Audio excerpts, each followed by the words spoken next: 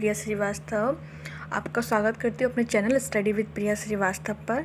तो आज हम जो नेक्स्ट ग्लैंड की बात करने वाले हैं एंडोक्राइन ग्लैंड की, वो है हमारा थायराइड ग्लैंड। इसको हिंदी में बोलते हैं अवटु ग्रंथि।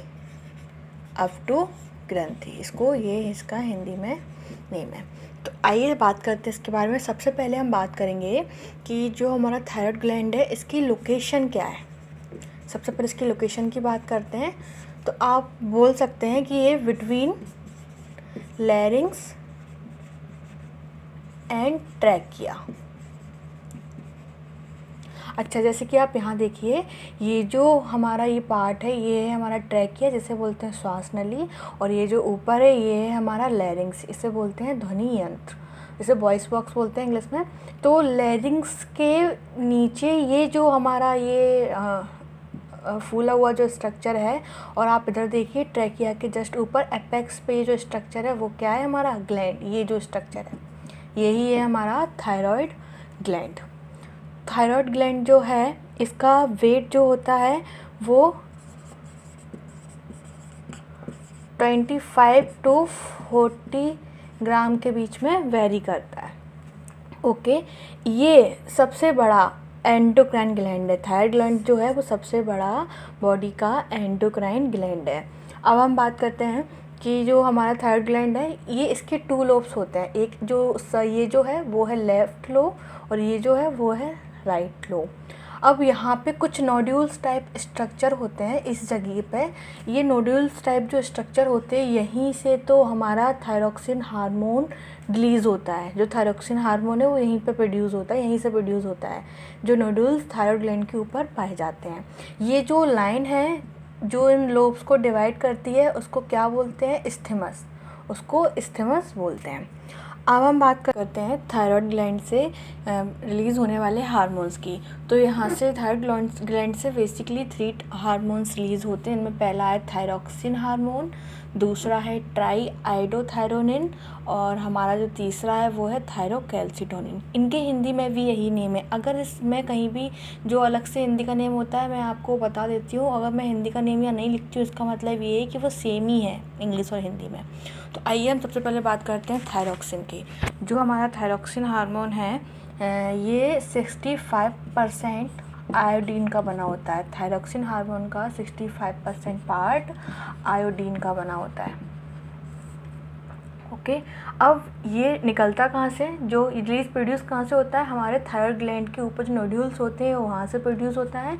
अब इसका फंक्शन क्या है बॉडी में, इसका फंक्शन ये है कि जो बॉडी में जो सेलुलर रेस्पिरेशन है, सेलुलर रेस्पिरेशन यानी कि कोशिकीय श्वसन की गति को तीव्र करता है थायरोक्सिन हार्मोन। तो ये लिख लिया है सेलुलर रेस्पिरेशन। दूसरा इसका फंक्शन की बात करें कि इसका जो है वो दूसरा फंक्शन क्या है, तो ये हमारी बॉडी की ग्रोथ, बोन्स, हेयर, इन सब के डेवलपमेंट में इसका इम्पोर्टेंट रोल होता है थायरोक्सिन हार्मोन का। और दूसरी बात, जो हमारा ये थायरोक्सिन हार्मोन है ये पिट्यूटरी ग्लैंड से निकलने वाले हार्मोन्स के साथ मिलकर बॉडी के वाटर लेवल को कंट्रोल करता है। बॉडी के वाटर लेवल को कंट्रोल करता है कौन सा हार्मोन, थायरोक्सिन हार्मोन। किसके साथ मिलकर, पीयूष ग्रंथि से निकलने वाले हार्मोन्स के साथ मिलकर। ये तो हमारा हो गया थायरोक्सिन का फंक्शन। अब हम बात करते हैं ट्राई आइडोथायरोनिन। इसको T3 बोलते हैं, ट्राई आइडोथायरोनिन को। अब बात करते हैं ये क्या होता है कि ये जो है वो टायरोसिन अमीनो एसिड, इसकी बात करें तो ये टायरोसिन अमीनो एसिड या टायरोसिन अमीनो अम्ल, tyrosine amino acid and protein से मिलके बना होता है। इसका 10% पार्ट जो है वो टायरोसिन अमीनो एसिड का बना होता है। ये भी थायरोक्सिन जैसा ही होता है, लेकिन जो उससे ज़्यादा इफेक्टिव होता है, ये उससे ज़्यादा इफेक्टिव होता है। अब हम बात करते हैं थायरोकैल्सिटोनिन की।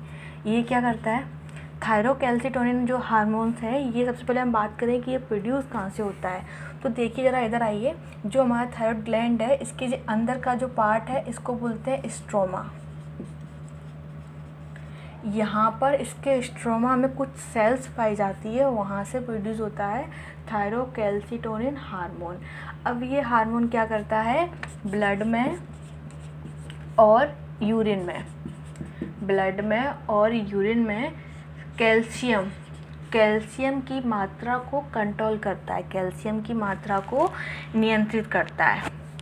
अब क्या होता है कि अगर ये हार्मोन्स हमारी बॉडी में ज़्यादा प्रोड्यूस होंगे तो या कम प्रोड्यूस होंगे तो इनसे क्या होता है, बॉडी में डिसऑर्डर्स में हो जाते हैं। जैसे कि सबसे पहले हम बात करें, अगर जो हमारा थायराइड ग्लैंड है वहाँ से निकलने वाले जो हार्मोन्स हैं वो यदि कम मात्रा में प्रोड्यूस होंगे तो उसे हम बोलते हैं हाइपोथायरॉयडिज्म। अगर वो अधिक मात्रा में सीक्रेट होंगे उन्हें हम बोलते हैं हाइपरथायरॉयडिज्म। तो जब बॉडी में हाइपोथायरॉयडिज्म होता है तो कौन कौन से डिसऑर्डर होते हैं, सबसे पहले बात करते हैं क्रेटिनिज्म, जिसे हिंदियाँ बोलते हैं जड़ बामनता, जड़ बामनता। तो इसमें क्या होता है, ये बच्चों में होता है। क्यों? थायरॉक्सिन हार्मोन की कमी की वजह से। ये रोग बच्चों में होता है थायरॉक्सिन हार्मोन की कमी की वजह से, जिससे बच्चे बौने हो जाते हैं, उनका मानसिक विकास नहीं हो पाता है और ये क्या करता है, उनकी जितनी भी मेटाबॉलिक प्रोसेस है उनको घटा देता है, उनकी रेट को डिक्रीज़ कर देता है। तो ये हमारा हो गया क्रेटिनिज्म। उनका एक्चुअली ग्रोथ और मेंटल ग्रोथ नहीं हो पाती है बच्चों में जिन्हें ये क्रेटिनिज्म बीमारी होती है। अब हम बात करते हैं मिक्सिडेमा। ये जो है, देखो ये तो चिल्ड्रन में हो रही है और ये जो है वो किस में होगी, एडल्ट में। किसकी कमी से? थायरॉक्सिन हार्मोन की कमी से। इसमें क्या होता है, बाल झड़ने लगते हैं, जो स्किन है वो फूल कर थोड़ी ढीली हो जाती है और क्या होता है कि जो शरीर देखने में भद्दा भद्दा लगता है मिक्सिडेमा बीमारी में, जो किस में होती है, एडल्ट में। अब बात करते हैं गोइटर। अब गोइटर क्यों होगा, जो हम फूड लेते हैं उसमें आयोडीन की कमी हो जाती है। तो अब क्या होता है कि अब आयोडीन की कमी को पूरा करने के लिए जो थायराइड ग्लैंड है वो फूलकर थायरॉक्सिन बनाने की कोशिश करती है। तो इस चक्कर में क्या होता है, जो थायराइड ग्लैंड है वो थायरॉक्सिन बनाने की कोशिश करती है तो वो फूल जाते हैं। तो अब ये होता क्या है, गर्दन में थायराइड ग्लैंड हमारी गर्दन में होता है, तो वहाँ से थायरॉक्सिन हार्मोन प्रोड्यूस करने के लिए ये ग्लैंड फूल जाती है, जिससे ये आयोडीन कमी को पूरा कर सके। तो ये एक्चुअली गोइटर बीमारी बॉडी में जो होती है वो आयोडीन की कमी से ही होती है। तो इस चक्कर में क्या होता है, ग्लैंड फूल जाता है, गर्दन पे जो हमारा थायराइड ग्लैंड है वो फूल कर मोटी हो जाती है, इसलिए उसे हम बोलते हैं गोइटर बीमारी। अब बात करते हैं हशीमोटो डिसीज़। ये क्या होता है कि जब बॉडी में थायरॉक्सिन की कमी होती है तो उसको बॉडी में जो इफेक्ट आते हैं उनको दूर करने के लिए हम जो टैबलेट्स लेते हैं वो एज अ स्ट्रेंजर, यानी हम बोल सकते हैं विदेशी पदार्थों की तरह बिहेव करने लगती हैं। तो ऐसी स्थिति में क्या होता है कि हमारी बॉडी में बहुत सारी एंटीबॉडीज़ बनती हैं। वो एंटीबॉडीज़ जो होती हैं वो थायराइड को ही ख़त्म कर देती हैं। वो एंटीबॉडीज़ जो होती हैं वो थायराइड ग्लैंड को ही डिस्ट्रॉय कर देती हैं। इसीलिए हशीमोटो डिसीज़ को थायराइड की आत्महत्या भी कहते हैं। हशीमोटो डिसीज़ को क्या कहते हैं, थायराइड की आत्महत्या। यानी कि आप बोल सकते हो इस कंडीशन में दवा जहर बन जाती है। ये तो हमने बात की हाइपोथायरॉयडिज्म। बात करते हैं हाइपरथायरॉयडिज्म की। इसमें क्या होता है कि जो थायराइड ग्लैंड है वो एक्सेसिव अमाउंट में हार्मोन्स को प्रोड्यूस करने लगता है। उससे क्या होता है, बॉडी में कुछ डिसऑर्डर होते हैं, जैसे कि है प्लूमस डिसीज़, ग्रेव्स डिसीज़ या एक्सोप्थेल्मिक गोइटर। तो क्या होता है कि जो हमारा थायराइड ग्लैंड है वहाँ पर थायरॉक्सिन के एक्सेसिव प्रोडक्शन के कारण वहाँ पे छोटे छोटे नोड्स बन जाते हैं। थायराइड ग्लैंड के ऊपर छोटे छोटे नोड्स बन जाते हैं, कुछ गांठें बन जाती हैं। तो उस डिसीज़ को हम क्या कहते हैं, प्लूमस डिसीज़। अब हम नेक्स्ट बात करें यानी कि ग्रेव्स डिसीज़। तो ये क्या होता है, इस कंडीशन में क्या होगा कि जो हमारा थायराइड ग्लैंड है उसका साइज़ बढ़ जाता है, उसका आकार बढ़ जाता है, उसे बोलते हैं ग्रेव्स डिसीज़। अब बात करें एक्सोप्थेल्मिक गोइटर। तो एक्सोप्थेल्मिक गोइटर में क्या होता है कि इसमें क्या होता है कि जो हमारी आइज़ हैं वो ना बाहर की ओर ओवरी दिखाई देती हैं, चौड़ी हो जाती हैं। और इसमें क्या होगा कि उनके पीछे फैट कलेक्ट होने लगता है।